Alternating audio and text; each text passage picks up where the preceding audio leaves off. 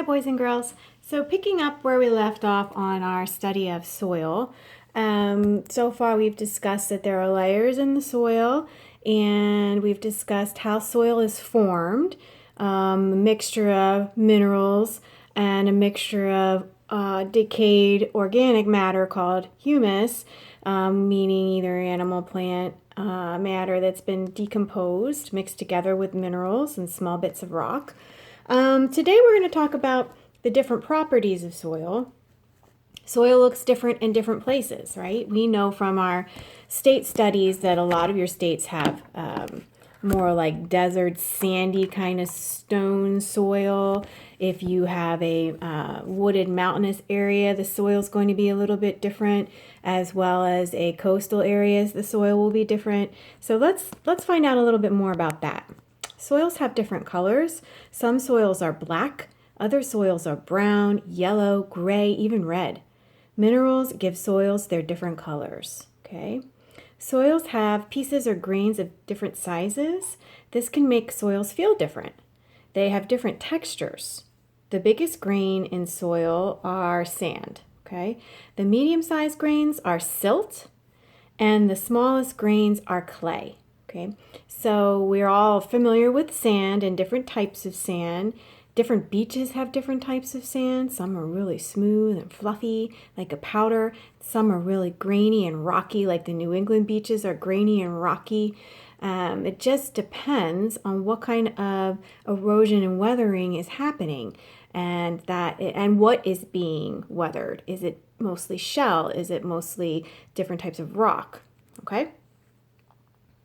Silt is really, really fine and something that we find often build up in our waterways. And clay are tiny particles that stick together, and literally the clay that we use is from the ground. It's a natural occurrence. They can refine it and make it better for us to sculpt with, but it happens in nature.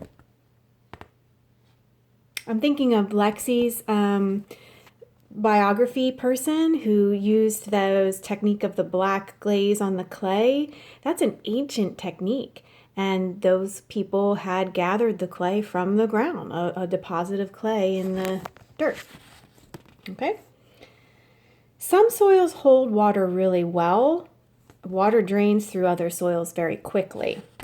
Okay.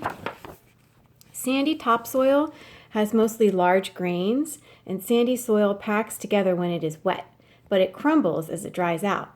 Water drains through sandy soil quickly. Sandy soils are usually dry. So we know from being on the beach and digging in, and we quickly hit water, and just as quick as that sun and the water running down, dries out very quickly. Silty topsoil has medium-sized grain. Silty soil feels soft and velvety. It holds water well. Water stays in or on top of the soil instead of draining through it. Okay. Clay topsoil has very tiny grains that clump together. There is very little space between the grains, so it is hard for water to drain through clay. Clay soil feels sticky when it is wet. And I had this problem in my garden where I had a lot of clay in the ground, and it was really difficult to get anything to grow. The plants did not like it. It was hard for them to get their roots through. And like this is saying, the water doesn't drain well, so it's not good for growing. Loam is topsoil that has a good mix of sand, silt, and clay. Loam also has lots of humus. Crops and garden plants grow best in loam soil. That is because loam holds more water than sand alone. Loam drains better than silt or clay. Loam also has more of the nutrients, such as minerals, that plants need to live and grow. So loam is the way to go if you are starting a garden. Okay, so those are some properties and characteristics of different soils. And as you're outside playing or taking a break from schoolwork, I challenge you to sort of look around your yard and your neighborhood and see if you notice any difference between the soil. Most of what you see will be topsoil, but you may see little deposits here or there of more of a different color soil or different texture, and it could be that it is more of a clay, or it could be that you're looking at a sandy bit of land instead of a nice mixture like the loam. Okay? I just want to talk a little bit about erosion today. We've discussed erosion before, for sure. Sometimes water and wind move soil. This moving of soil from one place to another is called erosion, and we know this. Some soils are loose and crumbly.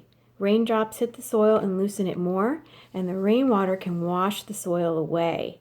Soil can be carried into streams, then the streams carry the soil to the rivers, and it's all a pattern that affects everything. The rivers carry the soil to lakes and the ocean. If too much soil is carried away, plants cannot grow, and that is the problem with the silt. If we get too much silt, nothing can grow. Too much clay, nothing can grow, and that's a problem. Wind also causes soil erosion. When soil is dry, wind can blow it away. So dust storms in the desert can be a problem, or even in areas where for some reason either drought has not let plants grow and make roots, the dust can be blown around and cause hazardous conditions to people. Plants protect soil from water and wind erosion. Plant roots help to hold soil in place. So when we hear on the news about a landslide, or when we drive by and we see big chunks of earth falling off, there's a problem there in the balance. There's not enough plants helping to hold the earth in place. The plants really help the roots stabilize things. Okay, I think we're going to stop there. You are going to answer the questions below, and that's it for today. Okay, see you next time.